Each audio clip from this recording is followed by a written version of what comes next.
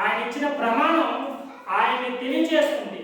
ఆయన స్థితిని, ఆయన గతిని, ఆయన యొక్క స్వరూపాన్ని, ఆయన యొక్క ఉన్నతత్వాన్ని, సమస్తాన్ని తెలియజేస్తుంది.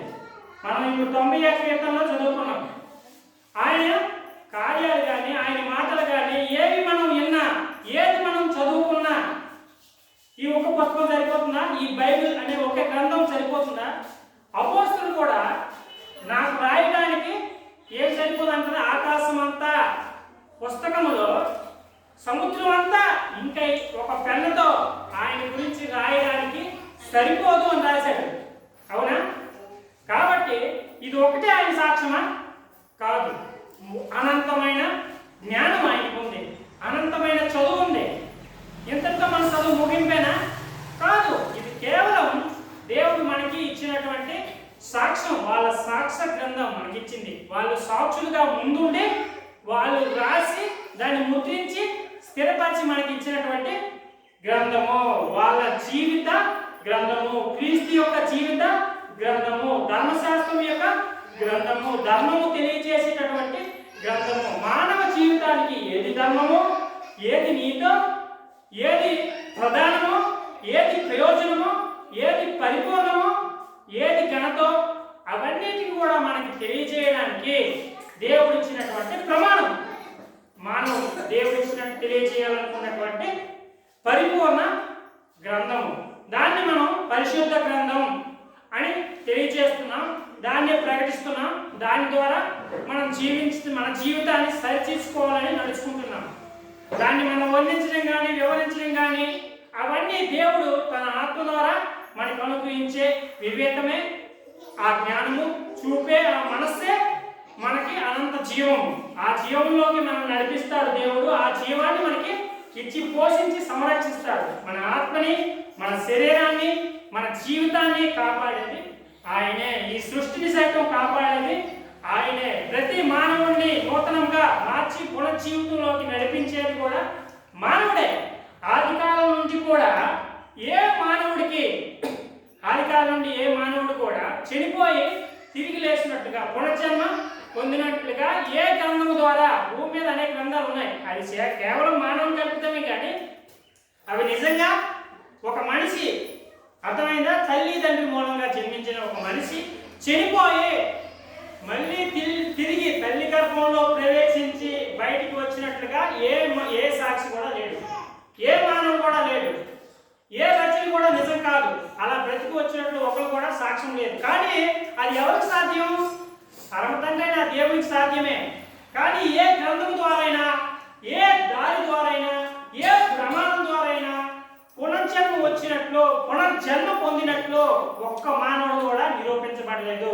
ఆది కాలం నుండి కూడా ఒక బైబిలే కాదు, బయట గ్రంథాలవని, ఏ గ్రంథాల ద్వారా అయినా సరే ఒక్క మానవుడైనా సరే ఏమవలేదు, పునర్జన్మ పొందినట్టు. పునర్జన్మ ఒకే మనస్సు, ఏ మనస్సుతో అయితే ఒక మనిషి పుట్టాడో, ఏ స్వరూపంలో అయితే మానవుడు జన్మించాడో, అదే స్వరూపంలో ఉన్న ఒక మానవుడు పునర్జన్మ పొందినట్లు, తిరిగి పునర్జన్మలోకి వచ్చినట్లు చరిత్రలో లేదు, హిస్టరీలో లేదు. కేవలం మానవుడు కల్పితమే తప్ప ఆది కాండం నుండి కూడా బయట గ్రంథాలన్నీ కూడా అవి మానవుడు కల్పితమే కానీ నిజం అనేది అందులో లేదు. ఎందుకంటే దేవుడు పునర్జన్మను ఒక వ్యక్తికి పునర్జన్మం ఇస్తే ఆ వ్యక్తికి అన్ని గుర్తుంటాయా లేదా? నీ తల్లిదండ్రులు ఎవరు అంటే చెప్పేస్తారు, పలానా ఊరి నాది, పలానా ఊరిలో గత జన్మలో నేను పలానా ఇంట్లో ఉండేవాడిని, పలానా స్థలంలో ఉండేవాడిని, పలానా గ్రామం నాది, పలానా తల్లిదండ్రులు మావారు, పలానా స్థలం అని చెప్తారు లేదా? ఈజీగా చెప్పేస్తారు. ఎవరైనా చెప్తారు. గత కాలంలో గత జన్మలో నేను పలానా దగ్గర ఉన్నాను, పలానా తల్లిదండ్రులకు నేను కుమారుని లేదా కుమార్తెని, ఈ జన్మలో నేను ఇలా జన్మించాను, పలానా స్థలంలో నేను ఉన్నాను, ఇప్పుడు ఇలా జీవిస్తున్నాను, నాకు ఇచ్చింది దేవుడు రెండవ జన్మ అని చెప్పినటువంటి మానవుడు ఎవరైనా ఆది నుండి ఇప్పుడు వరకు ఉన్నారా? ఏ మానవుడు కూడా లేడు. అయితే మానవుడు రాసిన జన్మలో 7 జన్మలో 100 జన్మలో 1000 జన్మలో చెప్తున్నారు కదా, అది ఎవరికి సాధ్యం? అలా ఇచ్చేది ఎవరు? పరమాత్ముడు. ఎలా ఇస్తాడు? ఎవరి ద్వారా ఇస్తాడు? ఏ విధంగా ఇస్తాడు? ఆది నుండి ఒక మానవుడు పాపాత్ముడైపోతే పాపం నుండి పుట్టిన ప్రతి మనిషి కూడా అదే జీవితాన్ని, అదే కల్మషాన్ని, అదే రుగ్మతని, అదే భాషని, అదే తత్వాన్ని, అదే మనస్తత్వాన్ని కొనసాగిస్తూ వస్తున్నటువంటి మానవుడికి పునర్జన్మ దేవుడు ఎలా ఇస్తాడు?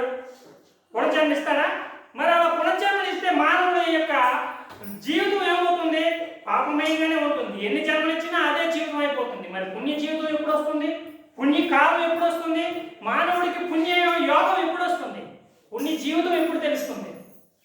అవునా కాదా? కాబట్టి మానవుడికి పుణ్య జీవితం అనేది తెలియదు. దానికే బానిసై బతుకుతాడు, అదే మనస్తత్వాన్ని కలిగి ఉంటాడు, అదే మనస్తత్వానికి లోబడతాడు, అదే జీవితానికి అర్పితం అయిపోతున్నాడు, అలాగే చనిపోతున్నాడు. కారణం ఏంటి? తెలియదు. దేవుడు ఎటువంటి వాడు, ఏ మార్గం ద్వారా నీకు పునర్జన్మనిస్తాడో, ఏ మార్గం ద్వారా నీకు నిత్య జీవితాన్ని నడిపిస్తాడో, నిత్య జీవాన్ని నీకు ఇస్తాడో, శాశ్వత కాలం ఆయన నిన్ను కాపాడి నిన్ను జన్మలు యుగ యుగాలు తరతరాలు ఆయనతో పాటు ఆయన ఆలయం ద్వారా నిన్ను నడిపించి కాపాడేటటువంటి శక్తిమంతుడు ఎవరో, ఆ శక్తిమంతుడైన ఆ దేవుడి దగ్గరికి ఆయన ఆత్మను పొందడానికి, ఆయన జీవంలో జన్మించడానికి, ఆయన జీవిత కాలానికి వారసులవడానికి దారేదో మానవుడికి తెలుసా? మానవుడికి తెలియదు. దేవదాత అది. ఏ మార్గం అది? ఏ సత్యం అది? ఏ జీవం అది? తెలుసా మానవుడికి? తెలీదు. యేసుక్రీస్తు ప్రభు ఈ లోకానికి వచ్చింది అందుకే, మానవుడికి పునర్జన్మనివ్వడానికి. పునర్జన్మన్న పునరుద్ధానం, పునఃప్రారంభం. పునఃప్రారంభం అంటే ఏంటి? మళ్ళీ ప్రారంభించడం. తిరిగి ఏదైనా ఒకటి కూలిపోతే దాని స్థానంలో మళ్ళీ కొత్తగా కట్టడం, ఇది పునఃప్రారంభం. అవునా కదా? అలాగే ప్రతి మనిషి జీవితానికి ఏం కావాలి? పునర్జీవితం కావాలి, పునఃప్రారంభం. ప్రతిదీ ఏదైనా ఒకటి నేర్చుకున్నప్పుడు దానికి ముగింపు ఉంది. ఆ పనికి కానీ ఆ చదువుకు కానీ ఏముంది? పరీక్ష ఉంది. ఆ పరీక్ష పాస్ అయితే దానికి సర్టిఫికేట్. ఒక పని మొదలైతే దాన్ని పూర్తి చేస్తే దానికి ప్రతిఫలం. అలాగే మనసుకు కూడా, మనసుకేముంది? చదువు ఉంది. మనస్తత్వానికి చదువు, పద్ధతి, నీతి, ఇవన్నీ నిజాయితీ ఇవన్నీ ఉన్నాయి కాబట్టి ఇవన్నీ మనం ఏం చేయాలి? నేర్చుకోవాలి. మనం పుట్టినంటే పెద్దవాళ్ళం కాదు కదా. ఎవరైనా సరే, పెద్దవారైనా చిన్నవారైనా మన యొక్క తల్లిదండ్రుల యొక్క కర్మను బట్టి, ప్రతిఫలాన్ని బట్టి, స్థితిగతులను బట్టి మన యొక్క గతి, స్థితి, చదువు ఆధారపడి ఉంటుంది. మన మనసు కూడా అదే విధంగా ఉండిపోతుంది. అది ఎలా అభివృద్ధి చెందుతుంది? ఎలా తెలుస్తుంది? అలా చెప్పేవాళ్ళు, దాని గురించి తెలియజేసే వాళ్ళు కావాలి. అటువంటి వ్యక్తులు మనతో ఉండాలి. అటువంటి వ్యక్తి మనకి చెప్పేవాడు కావాలి. అలా చెప్పకపోతే, అలా తిరిగిపోతే మళ్ళీ ఏ బందీలో ఉంటాం? అదే మనస్తత్వ బందీలోనే ఉంటాం. అదే మనస్తత్వంతో పోరాడతాం. అదే జీవితం అంటాం. అలాగే చనిపోతాం. అవునా కాదా? కోట్ల మంది ఆ విధంగానే చనిపోయారు. అవునా? వాళ్ళని బతికించగలిగిందా ఈ లోకం? ఇంత డబ్బు ఉంది, ఇంత ప్రభుత్వం ఉంది. ప్రభుత్వమే కోట్లని సృష్టించి మానవుడిని నడిపిస్తుంది. కానీ కాపాడగలుగుతుందా? వాళ్ళకి పునర్జీవితం ఏదో తెలియజేస్తుందా? వాళ్ళకి పునర్జన్మనిస్తుందా? బాగైన పునర్జన్మ పొందగలుగుతున్నారా? ఎవరూ లేరు. ఆది నుండి ఏ మానవుడికి కూడా జీవితం అనేది లేదు. ఎందుకంటే ఈ ఆత్మ, ఈ దేహము, ఈ జీవము, ఈ జీవితం ఎవరి చేతిలో ఉంది? దేవుని చేతిలోనే ఉంది. కానీ మానవుడు తన స్వకల్పనతో, స్వ ఆలోచనతో, స్వసృష్టితో నాది అనుకుని బతుకుతున్నాడు. స్వార్థంతో, నా కర్మ నాది, నీ కర్మ నీది అనే ఉద్దేశంతో. అలాగా స్వార్థంతోనే ఈ లోకం నడుస్తుంది. దేవుడు ఇచ్చిన ప్రమాణం పునరుద్ధానం అనేది మానవుడిని పాత జీవితం నుండి, అంటే పాపకాల జీవితం నుండి, మనం హైందువులు ఏమంటాం స్వధర్మంగా తెలుగులో కలికాలం అంటారు. అవునా? హైందువులు వచ్చిన సనాతన ధర్మం అంతా కూడా కలికాలానికి సంబంధించింది. పాతకాలమే. బైబిల్ ప్రకారంగా చూస్తే పాత నిబంధన కాలం అంతటినీ కూడా మనం ఏమంటాం? చెడు మంచి కలిగి ఉంది కాబట్టి దీనికి మనం కలికాలం అనే హైందువులు అంటారు. ఇప్పుడున్న కాలంలో హైందవ ప్రకారంగా వాళ్ళు చూసుకునే కర్మ ఏంటంటే కలికాలం అంటారు. కలికాలం అంటే ఏంటి? పాతకాలం. ఇది మంచి చెడు కలిసి ఉన్న కాలము కాబట్టి ఈ కాలంలో ఆ కలే దేవుడు అంటారు వాళ్ళు. అంటే ఆ అపవాదే దేవుడు మాకు అని చెప్పుకుంటారు. అవునా కాదా? ఇక్కడ సర్వ సృష్టిని సృష్టించిన దేవుడు చెడ్డవారినైనా మంచివారినైనా సక్రమంగా సృష్టిస్తున్న దేవుడు అక్రమకారులైన అక్రమమైన కలయిక ద్వారా కానీ, అక్రమమైన పద్ధతి ద్వారా కానీ అనేకమైన అపవాదాలు, అపక్రమాలు జరుగుతున్నప్పుడు ఏం జరుగుతుంది? ప్రమాదం జరుగుతుంది. ఇంకా ఆత్మలోపం వల్ల ఆత్మ సంబంధమైన ఆలోచనలు పుట్టించకుండా దేవుడికి విరుద్ధమైన మనుష్య దుష్టాత్మ సంబంధమైన భావోద్రేకాలను పుట్టించి మనిషిని చాలా అతలాకుతలం చేస్తున్నటువంటి దుష్ట ప్రేరేపితమైన మనుష్య ఆలోచన ఏం చేస్తుంది? మనిషిని నాశనానికి నడిపిస్తుంది, పిల్లలను సైతం నాశనానికి నడిపిస్తుంది. కారణం ఎవరో? ఆ అపవాది యొక్క మాటలే, దుష్టత్వమే. ఆ పద్ధతి మనకి తెలియక, ఆ పద్ధతి మానవుడికి తెలియక మానవుడు ఏమైపోతున్నాడు? నాశనానికి నడుస్తున్నాడు. దేవుని మార్గం ఏదో తెలుసుకోలేకపోతున్నాడు. దేవుని మనస్తత్వం ఏదో, దేవుని జీవితం ఏదో, దేవుడు ఈ లోకానికి ఎందుకు వచ్చాడో, ఆయన జీవితాన్ని ఈ మానవుడికి ఎందుకు చూపించాడో, ఆయన ఎందుకు ఇక్కడ ప్రాణం పెట్టవలసి వచ్చిందో, మానవుడు అతన్ని చంపడానికి గల కారణం ఎందుకో, ఇవన్నీ మానవుడు తెలుసుకోవాలి కదా. భవిష్యత్ అంతా ఏమై ఉంది? దేవుని కాలమై ఉంది. కానీ మానవుడు తన పాత కాలాన్ని పొడిగించుకుంటున్నాడు. పాత క్యాలెండర్ చూసారు కదా, ప్రతి సంవత్సరం అదే క్యాలెండర్ తిరిగింది, అవునా? ప్రతి సంవత్సరం అదే క్యాలెండర్. వచ్చే సంవత్సరం కూడా క్యాలెండర్. కాలాలు మారుతాయి, మంచి చెడు రెండు క్యాలెండర్ రాసి ఉంటాయి హిందూ క్యాలెండర్లో, అవునా కాదా? హిందూ క్యాలెండర్లో చెడు మంచి, చెడ్డ కాలం మరియు మంచి కాలం అనే రెండు రకాల కాలాలు రాయబడి ఉంటాయి. రెండు రకాలు చెప్పుకుంటారు. ఒకటి ఇది చెడ్డ కాలం అని, రెండోది ఇది మంచి కాలం అని, ఇది మంచి ముహూర్తం అని, ఇది చెడు ముహూర్తం అని రెండు కాలాలను ప్రకటించుకుంటూ నడుస్తారు. ఇదంతా ఎవరు? స్వధర్మమే కదా. స్వధర్మం అని పేరెట్టారు దానికి. మరి స్వధర్మమేనా? నేను కాదన్నా. ఒకటి మనిషి సక్రమంగా నడవడానికి రెండు విధాల అటువంటి మనస్తత్వాలతో నడుస్తున్న మనిషికి ఏం కావాలి? పద్ధతి తెలియాలి. కానీ మంచి చెడుని ఎందుకు విభజించారంటే, మనిషి యొక్క జీవితం యొక్క మనస్తత్వం ఏమై ఉంది, మానవతత్వం ఏమై ఉంది, 6 రకాలైనటువంటి సెన్స్ అంటే మనస్తత్వాలు.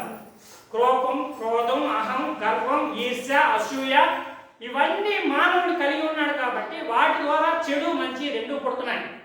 ప్రేమ పుడుతుంది, అవునా కదా? అందులోనే ప్రేమ కలిసి ఉంది. అంటే చెడు మంచి రెండు కలిసి ఉన్నాయి మానవుడికి. దాని నుంచి తప్పించుకోలేకపోతున్నాడు. కానీ ప్రేమ పుట్టినప్పుడు, ప్రేమ తోడైనప్పుడు మనశ్శాంతిగానే ఉంటుంది. కానీ దానికి ఏదైతే దానిలో కోరికలు ఉంటాయి కదా, ఆ కోరికలు ఎప్పుడైతే సంతృప్తి చెందవో, దానికి ఎప్పుడైతే మనకు లోటు వస్తుందో అప్పుడు మనస్పర్ధలు వస్తాయి, అవునా కాదా? ఇలాగే మనస్పర్ధలు వస్తుంటాయి. కానీ సర్దుకుపోయి సమర్థించుకొని నడిచేటటువంటి జీవితం మనదే కాదు. అలా ఎందుకు కావట్లేదు అంటే కారణం ఏంటి? దేవుని మనస్తత్వం మనకు తెలియదు. ఈ జీవితం శాశ్వతం కాదు. ఏది కోరుకున్నా, ఏది సంపాదించుకున్నా, ఏది కలిగి ఉన్నా, ఇంకేదేదో ఆశపడి ఎంత ప్రయత్నం చేసినా ఏదో ఒక రోజు మరణం అనేది ఖచ్చితంగా మానవుడికి వస్తుంది. అది కామన్, అవునా కాదా? కానీ సమర్థత అనే విషయం గురించి మానవుడు ఆలోచించడు. సమర్థత గురించి మనిషికి ఆలోచన లేదు.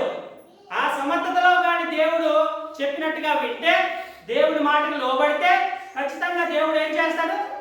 ఆ సమయం వచ్చినప్పుడు హెచ్చిస్తాడు. ఆ సమయం వచ్చినంత వరకు తప్పదు, ఎవరైనా తప్పదు. ఎందుకంటే పరమాత్ముడైన ఆయనే మానవుల చేత అంతటి హింస అనుభవించి అన్నిటి అద్భుతాలు, ఎన్ని అద్భుతాలు ఊహకందనటువంటి అవి మానవుడు తన సొంత చేతితో కానీ ఒక మాటతో కానీ చేయలేనటువంటి అద్భుత కార్యాలు చేసి ఆయన మరణించి తిరిగి లేచి పునరుద్ధరణ అయ్యాడు, పునర్జన్మ పొందాడు. పునర్జన్మ అన్నా ఒక్కటే. అంటే పునర్జన్మ అంటే శాశ్వత కాలం, ఆది కాలానికి అంతమై అనంత కాలానికే జన్మించడము. ఆది కాలం అంటే కొన్ని కోట్ల సంవత్సరాల నుండి ఇప్పుడు శూన్యానికి అంటే మరణం తర్వాత తిరిగి లేవడానికి దారి ఎవరు? యేసు క్రీస్తు ప్రభువు. యేసు అంటే రక్షకుడు, క్రీస్తు అంటే అభిషక్తుడు, ఆదిశక్తుడు, ప్రభువు అంటే దేవుడు, పరమాత్ముడు. అలాగా పద్ధతిగా మనం ఆయన నామాన్ని చూసుకోవాలి, ఓకేనా? యేసు అనే రక్షకుడు భూమి మీద జన్మించి ఆయన క్రీస్తులై పరమాత్ముడైన తండ్రితో ఎలా జీవించాలో, ఎలా ఆ ప్రతిఫలం పొందాలో, ఎలా ఆ సాక్షాత్కారం పొందాలో నిరూపించాడు, మనకు ఆ దారి చూపించాడు. అదే మనకేంటి? యేసుక్రీస్తు ప్రభుని సువార్త సాక్ష జీవితము. అదే సర్వ మానవాళికి ఆదర్శము, సర్వ జీవితానికి అదే మూలపాఠము. అది లేనిదే ఏ మానవుడు బతకలేడు. ఆ సాక్ష్యం లేకపోతే ఏ మానవుడు బతకడం కష్టం ఈ భూమి మీద. ఎందుకంటే దేవుడు ఆది కాలాన్ని అంతం చేసి శాశ్వత కాలం కావాలి మానవుడికి. ఆ జీవితాన్ని నేను ఇవ్వడానికి వచ్చాను. మానవుడు ఒక జీవిత కాలంలో చనిపోవడం కాదు, అలా చనిపోకుండా వాళ్ళని శాశ్వత కాలం కాపాడాలి. వాళ్ళ జీవితాన్ని దేవుడు ఇచ్చినటువంటి క్రొత్త నిబంధన. అదే మనకి క్రీస్తు యొక్క పునర్జీవం, పునరుద్ధానం. అదే మనం ఈస్టర్ పండుగ ఈరోజు జ్ఞాపకార్థంగా చేసుకుంటున్నాం. ఈ దినమైనా అంటే ఈ దినం అయినా అవ్వకపోయినా మనం ప్రకటించుకుంటున్నాం ఈ దినాన్ని. ఆ కాలం ద్వారా వాళ్ళు ఇచ్చిన రాతని జ్ఞాపకం చేసుకుంటూ ఈ దినాన్ని మనం ప్రత్యేకంగా ఆయన జ్ఞాపకార్థంగా మనం చేసుకుంటున్నాం. అవునా కాదా? అది అయితే మనకి పునర్జీవిత కాలం ఎలా వస్తుంది అంటే బైబిల్లో ఒకటి నీటి మూలంగాను ఆత్మ మూలంగాను జన్మించిన వాడు పరలోక రాజ్యానికి వారసుడు. పరలోకము, పరమలోకము, పరలోకానికి వారసత్వం పొందాలి అంటే మనం ఏం చేయాలి? ఒకటి నీటి మూలంగా బాప్తిస్మం తీసుకోవాలి. బాప్తిస్మం తీసుకున్న వాళ్ళు ఎందుకు తీసుకోవాలి? బాప్తిస్మం అనేది పాపం నుండి వేరవడానికి. అంటే ప్రభువా నీ ఇష్టానికి నేను విధేయుడను, నీ యొక్క సువార్త సాక్ష్య జీవితానికి నేను విధేయుడను అవడానికై నేను కొత్తగా జన్మిస్తున్నాను. నా జీవితంని నీ యొక్క మాటకి, నీ యొక్క జీవితానికి, నీ యొక్క ప్రేమకి విధేయత చూపడానికి నేను జన్మిస్తున్నాను ప్రభువా అని చెప్పి బాప్తిస్మం తీసుకోవాలి. అక్కడి నుంచి నీ మారు మనస్సు, దానినే పునర్జన్మ అంటారు. అది కొత్తగా జన్మించడం, దాని బాప్తిస్మం. రెండవ జన్మ ఇక్కడ ఆత్మ మూలంగా, దేవుడు ఆత్మ మూలంగా జన్మించాలంటే దేవుడే దిగి రావాలి. దాన్ని మరణం, ఆత్మీయ మరణం అంటారు. ఆత్మ మూలంగా చనిపోయి తిరిగి లేస్తే దాన్ని పునర్జన్మ అంటారు, దాన్ని వారసత్వం అంటారు. ఈలోగా మనం విశ్వాసాన్ని కాపాడుకోవాలి. ఎన్ని పరీక్షలు వచ్చినా, ఎన్ని అవమానాలు వచ్చినా, ఎన్ని నిందలు వచ్చినా అవన్నింటినీ మనం విశ్వాసం ద్వారా, ప్రార్థన ద్వారా, వాక్యం ద్వారా, నిరీక్షణ ద్వారా, ప్రేమతో దాన్ని చేయించుకుంటూ ముందుకు పోవాలి. రావచ్చు, పిల్లలు ఉన్నారు, మన పుట్టినంటే పెద్దోళ్ళైనా కాదు, వాళ్ళకి శ్రమలు వస్తాయి, లెగిసినంటే. కానీ వాళ్ళ విశ్వాసం, నమ్మకం ఎలా ఉంటుంది, వాళ్ళ ప్రేమ ఎలా ఉంటుంది, వాళ్ళ మాట ఎలా ఉంటుంది, వాళ్ళ మనస్తత్వం ఎలా ఉంటుంది తెలుసా తెలీదా? కానీ పెద్దవాళ్ళం అయ్యాక వాళ్ళ తొందర అది జరిగిపోవాలి, ఇది జరిగిపోవాలి. ఎలా జరుగుతుంది? మనం పుట్టినట్టే 20 సంవత్సరాల వరకు చదివే, 20 సంవత్సరాలు మనకు పూర్తయ్యేసరికి మినిమం డిగ్రీ పూర్తి చేయలేము. అవునా కాదా? అప్పటి వరకు మనకు పని రాదు, మనకి ఏ ఉద్యోగానికి ఏ అప్లికేషన్ పెట్టుకోలేము, ఎవరు కూడా ఆ ఉద్యోగాన్ని మనం సాధించడానికి ప్రయత్నం చేయలేము. ఈ లోకంలో మరి ఎంత ప్రయత్నం చేసినా చదువున్న ఉద్యోగాలు కొలువైపోవడానికి కారణం ఏంటి? ప్రభుత్వ లోపము. ప్రభుత్వ లోపమే. వేరే దేశాలంట, రాష్ట్రాలంట అనేక ఉద్యోగాలు ఉన్నాయి, మనకి లేవు అంటే కారణం ఏంటి? ఎవరి లోపం? ప్రభుత్వ లోపము. ప్రభుత్వ పనితీరు అనేది సరిగా లేదు, ప్రభుత్వాన్ని సరిగ్గా నడిపించే నాయకులు ఎవరో లేరు. కాబట్టి అలా ఉంది. మానవుడిని నడిపించడానికి ప్రభుత్వం సహకరించక, మానవులు అందరూ ఏకమై మాకు ప్రభుత్వాలు ఇలా కావాలి, మా జీవితాన్ని కాపాడడానికి పిల్లల విషయంలో ఉద్యోగాలు కావాలని ప్రయత్నం చేయలేదు. చేస్తున్న కొంతమందే కాబట్టి వాళ్ళ విషయంలో వాళ్ళ నిర్లక్ష్యం అలాగనే ఉండిపోయింది. అధికారులు కూడా ఏమి చేయలేని పరిస్థితిలో ఉండిపోయారా అంటే వాళ్ళ స్వార్థం అది. కానీ ప్రకటన మాత్రం వాళ్ళదే. వాళ్ళ ప్రకటన అవన్నీ నేను నేరస్థాపన చేయట్లేదు, కానీ మనము బాధ్యతగా మన కర్మను మనం అనుభవిస్తున్నాం, మన యొక్క కష్టాలు మనం పడుతున్నాం, మన బాధను మనం పడుతున్నాం. అలాగే దేవుడిచ్చిన పునర్జీవం అనేది శాశ్వతమైనది కాబట్టి దానిలో మరణం అనేది లేదు. ఆయన సమయం వచ్చినప్పుడు ఇస్తాడు. చివరి వరకు, అంతము వరకు నిలిచిన వాడు రక్షించబడును అనే మాటకి అర్థం ఏంటంటే మానవుడు విశ్వాసంతో తన ముగింపు, తన జీవితం ముగించేంత వరకు విశ్వాసంతో సాగాలని దాని అర్థం. నువ్వు పుట్టినంటే పిల్లలు 10వ తరగతి పాస్ అవ్వాలి అంటే పాస్ అవ్వడానికి ఎంత సమయం పడుతుంది అవన్నీ ఆలోచించుకుంటారా పిల్లలు? ఆలోచించరు. అలా ఆలోచిస్తే వాళ్ళు బతకగలరా? బతకలేరు. టెన్షన్స్ వస్తాయి, ఆలోచనలు వస్తాయి. ఇంతకాలమా ఇంతకాలమా ఇంతకాలమా అని ఆలోచన పెట్టుకుంటాం, అదే చింత ఉంటుంది. అవునప్పుడు ఏ పని చేసినా, ఏ ప్రయత్నం మనం చేసినా, ఏ ప్రతిఫలం మనం వెంటనే రాకపోయినా దాని గురించి అదే చింత పెట్టుకుంటే, అదే మనస్తత్వంతో నువ్వు బతికితే, అదే విధంగా నువ్వు జీవితం వండుకుంటే, అదే విధంగా సంపాదన నువ్వు భావిస్తే నువ్వు బతకగలవా? ఎదుటి వాడిని బ్రతికించగలవా? అందుకనే ఆ మనస్తత్వాన్ని నువ్వు ఫస్ట్ పక్కన పెట్టి, అర్థమైందా? ప్రతిదాన్ని ఇంటిలో అయినా బయట అయినా సరే, ఏ ప్రతిఫలం వచ్చినా, ఏ ప్రతిఫలం రాకపోయినా, ఏ స్థితిగతి ఏమైనా నీలో ఏముండాలి? సమర్థత ఉండాలి. ఆయన సమర్థుడు, మనము సమర్థులుగానే ఉండాలి. అవునా కాదా? ఆయన పునర్జీవం పొందినవాడు, మనం పునర్జీవితంలో అడుగెట్టిన మనం పునర్జీవితాన్ని కలిగి ఉండాలి. అవునా కాదా? దేవుడి స్తోత్రం. మా ఇంట్లో ఉందాక అలాగే ప్రతి ఒక్క బిడ్డని పేరు పేరున జ్ఞాపకం చేసుకుంటూ అందరికీ శుభాకాంక్షలు తెలియజేసుకుంటూ ఇప్పటికీ ఈ విషయాన్ని తెలియజేసుకుంటూ సెలవు తీసుకున్నాను. అందరికీ వందనాలు. ప్రైజ్